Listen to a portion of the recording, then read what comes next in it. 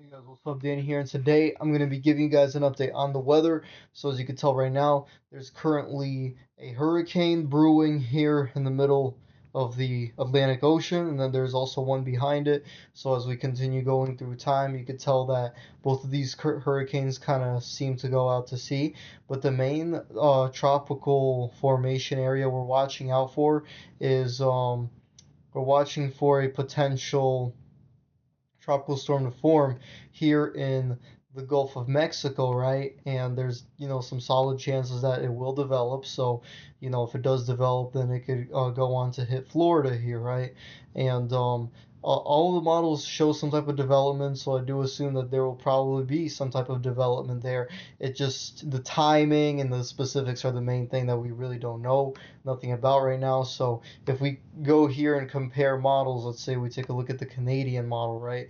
And we take a look at um, you know, this area, and it does show a low pressure system, kind of moving through the Gulf of Mexico and then towards Cuba, right? And then it really starts developing around that region, so definitely a lot different than what the GFS is depicting. And then if we take a look at the European model, based on what it's showing, it again shows some type of, you know, just low pressure in that area, really no development though. Um, and then if you look at the NavGem model, right? And yeah, it also shows some development there, and it actually shows a tropical storm kind of impacting Cancun there. And then if we take a look at the icon model, let's see what else it shows. And again, it also shows a low pressure system forming here and potentially moving up. Now, the low pressure is like very spaced out, so it doesn't really develop. But we got to see how things go. If it develops quickly, then that it's gonna be big impacts on Florida within a week. If it doesn't, then it doesn't. We got to watch out. We got to watch for it. We got to see what happens. But we could even check the NAM model to see if it shows any type of development, right? And as of right now, there actually are, wind gusts that are impacting like the peninsula there in Central America. So, if we take a look at here, the eastern US, right, and then I go through this little thing, right, it does show one thing it does show is that there's low pressure within that area right now. If it's able to be more confined and precise, then it'll be much more likely to happen. So yeah, here, 90% chance of development of a hurricane. And then Kirk is going to go out to sea and then probably going to impact England very, very soon.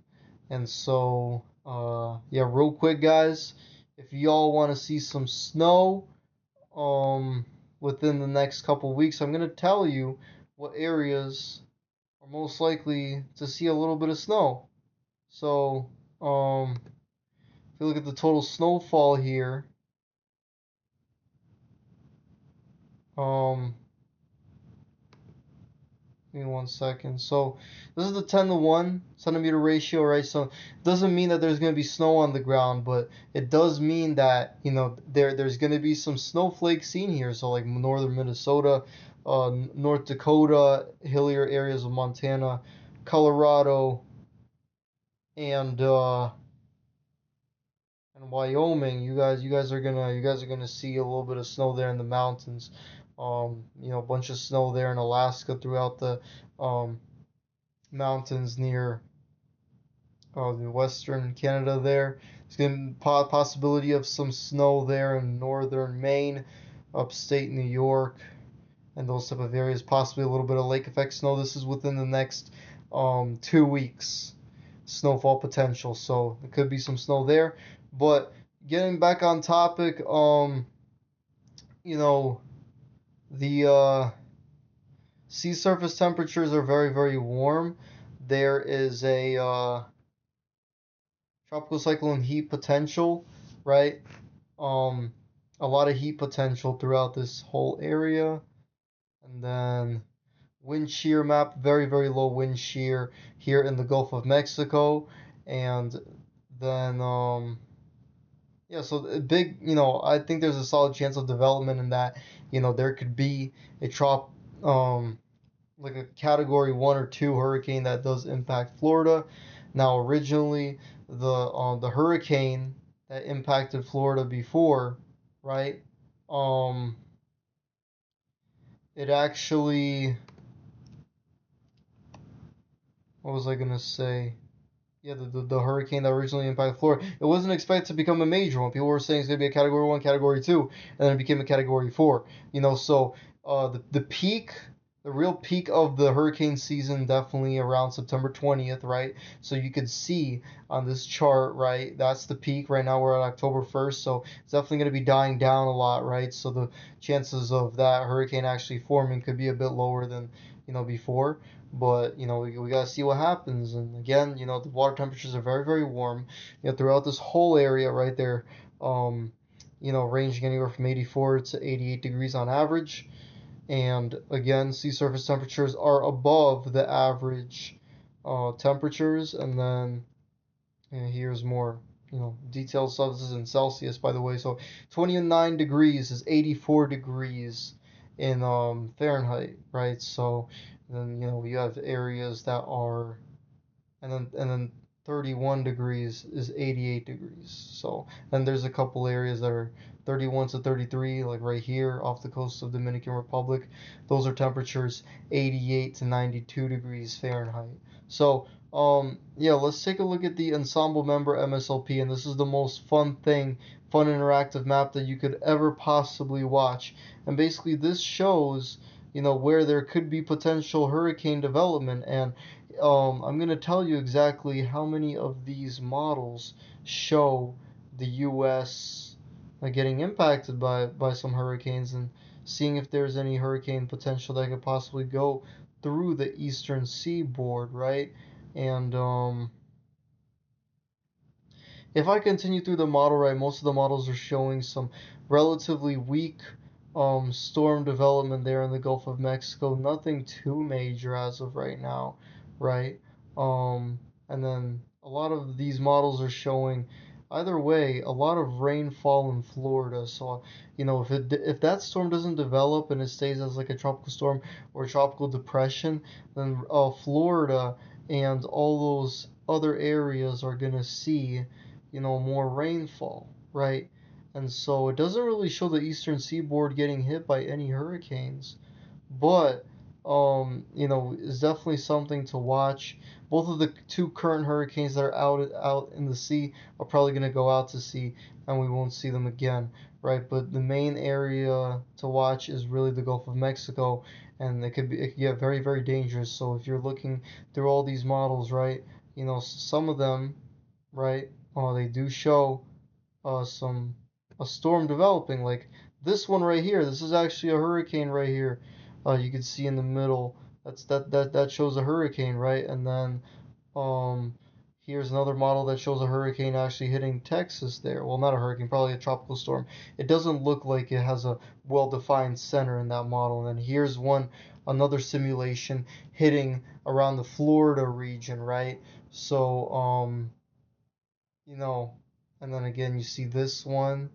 So there, and then this one too. There's it's hitting kind of Florida.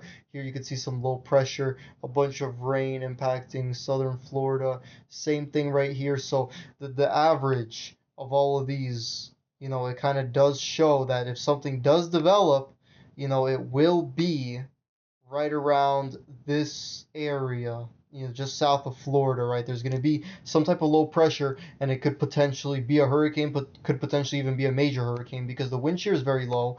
And once it develops, then we're going to get a much clearer view of, what's going to, occur completely. So here we got the tropical cyclone climatology, and, here it shows basically where the tropical storms like to go, um, within all this time. So, right now the most likely tracks are, through Florida, and obviously, this hurricane to be is probably gonna, hit Florida, and then here, next few days forecast, right? If you take a look at this and pay attention to it, right, it does show that there's a chance of rain throughout southern Florida, right? So, the fact that there's a chance of rain, there's probably going to be some low pressure there, right? And I do believe that that low pressure could really, you know, it could get very bad very quickly. So tropical intensity index is highly favorable in this little southern region, so the a hurricane could, most likely develop, and highly unfavorable conditions mean that there's high wind shear or, other different factors, right? And then we have the Saharan air layer forecast map, so there's going to be some Sahara dust there in the eastern portion of the Atlantic Ocean. Current lightning strikes, a bunch of lightning strikes throughout this southern region, obviously because of high humidity and stuff like that. And then again, tropical hazards outlook. Um, we have a long-term tropical hazards outlook, very, very interesting. So again, tropical cyclone formation probability over 20% from October 9th to October 15th, within this area, right? And then again, more tropical cyclone development possible within this area, right? And then for the long term, for the long run, definitely something we need to watch out for. There could be a lot more hurricanes coming through, and you know, what this model is showing us some cyclone development here. Probably will not track up the east coast. Usually all the hurricanes go out to sea. So yeah, guys, I'll keep you guys updated. It's going to be a new hurricane that's probably going to hit Florida, to be honest. I do think that it could be like a category 2 hurricane that impacts you know the uh the southern, well, no, the western portion of Florida, or any other areas around the Gulf of Mexico, right? There's a chance of rain there, and there's going to be something there. It could be a tropical storm. I feel like more than likely it will be a tropical storm, right? But we got to check to see if it's going to stop there. Is it going to just be that, or is it going to turn into a Category 1 hurricane, Category 2 hurricane? Who knows? I just showed you guys all the factors. Highly favorable, right? Highly favorable factors right now for hurricane development, right? And so if, I could possibly look at some long-term runs. I really do want to also look at the CFS before we wrap this video up. I do want to see surface air and precipitation. I do want to see what this model shows, right? To see if there's any type of systems that, you know, could potentially go through the United States, or like hurricanes. Obviously, right now that's the most serious thing to really look after and track. So, um,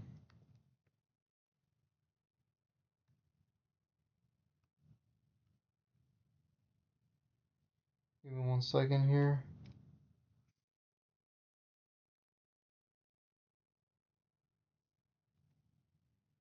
Okay, yeah, now here, okay, I can go through the models and see what does the CFS show. So again, you can see low pressure there in in the Gulf of Mexico, and then it actually it impacts Florida. So okay, that shows agreement with the GFS model there. And then it shows some chillier weather going into the Northeast. You can see there's a low pressure system, and the Northeast is on the western side of that low pressure, meaning that it's getting a bunch of cold air that's brought down from Canada. So there could potentially be a little bit of wet uh lake effect snow from that in the hillier areas. And then here it's actually showing a nor'eastern for October 16th, and the GFS was hinting. The GFS was literally hinting at there being a little bit of snowfall, right, with it in like Maine or upstate New York. So there could be a system that does produce some snowfall in the hillier and more northern areas of the Northeast around October 16th. I do believe that's very possible. Kind of bring the first snow even in some areas of coastal Canada there. And then you could tell there's some, low pressure systems that do continuously impact Florida there. And then as we continue going through, um, the main thing I'm very interested in to see is to see if it does show any hurricanes that do go up the eastern seaboard. And I feel like, you know, okay, so basically it shows a bunch of cold blasts here going through So now we're in a La Nina pattern, right? So it, meaning that, there could be a lot of cold air that does impact the Northeast.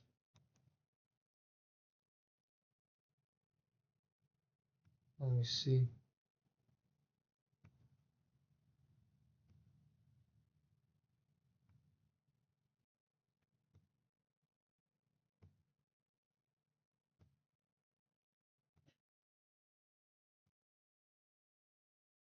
So it doesn't really show too many hurricanes, but the main hurricane we do need to track right now is the one that is kind of set to develop. So I'm gonna keep you guys updated. Right, this is kind of just like a quick forecast video for y'all, and if we also take a look at the climate prediction center, just to be a little more specific with some things here.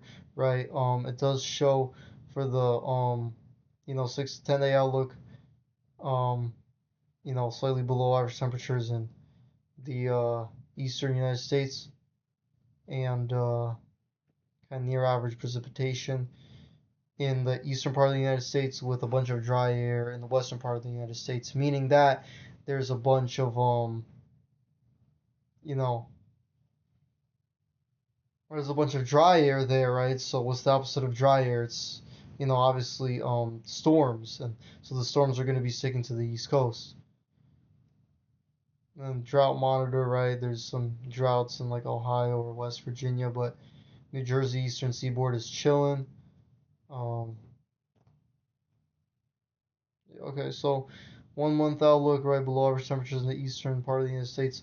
3 month outlook, and so yes, very inaccurate. One thing I will tell you is that the long-term outlook for um, let's take a look at the December, January, February temperature outlook here. So it does show that below average temperatures there, higher than average in the eastern part of the United States now, and above average of precipitation in the eastern part of the United States too, right?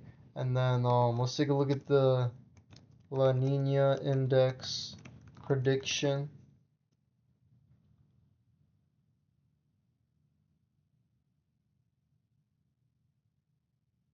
Let's just take a look at this real quick. Let's see what they're saying. And expected to persist through January to March 2025. La Nina current index.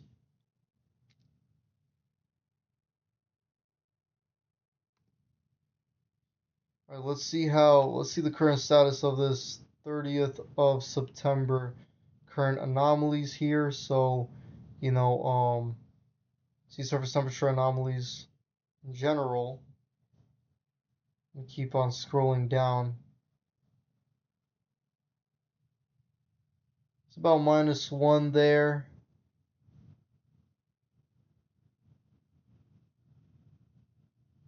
Okay.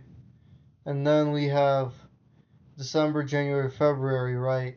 More higher chances of La Nina coming into the zone. So definitely, you know, Enso neutral or La Nina. Okay, here's what we need to see, right? What are the predictions, right? So December, January, February, right? Predictions is that it's either showing Enso neutral or like a weak La Nina. Not like an extremely cold La Nina though, okay?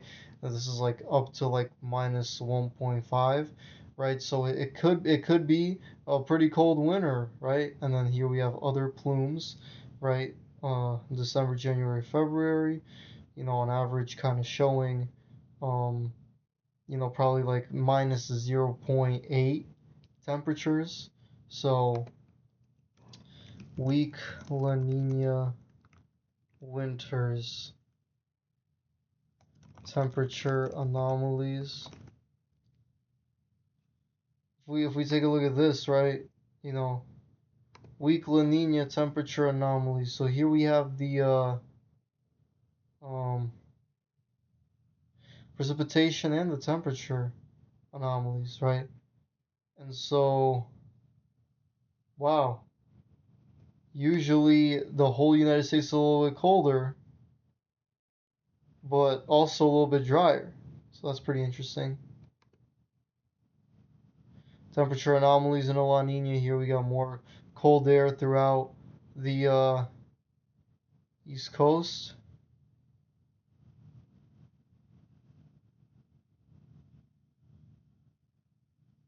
So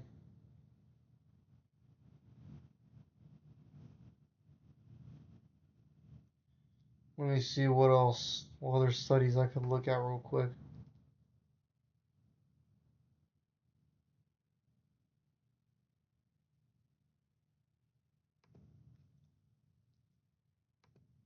Okay, so here we have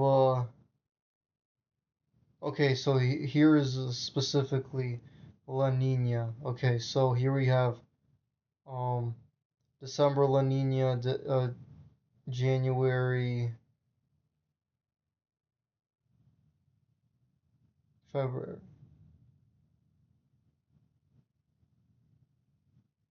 Okay, and then we have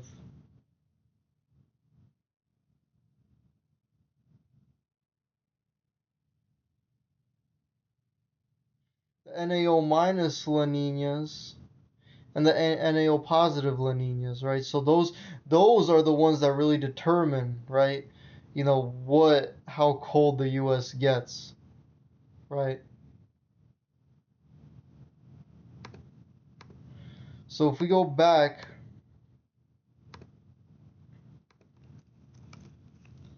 NAO positive La Nina. So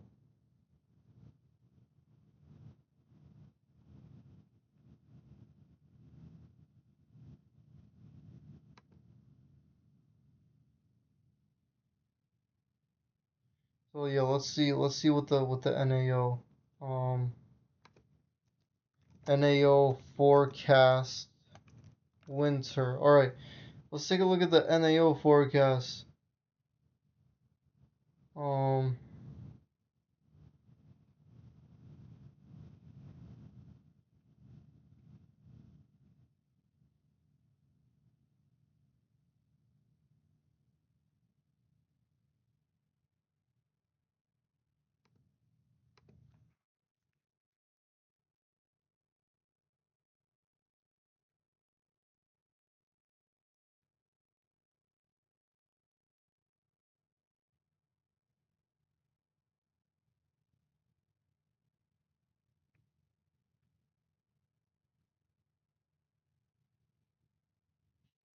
here we got the AO index, and it's kind of staying negative, right?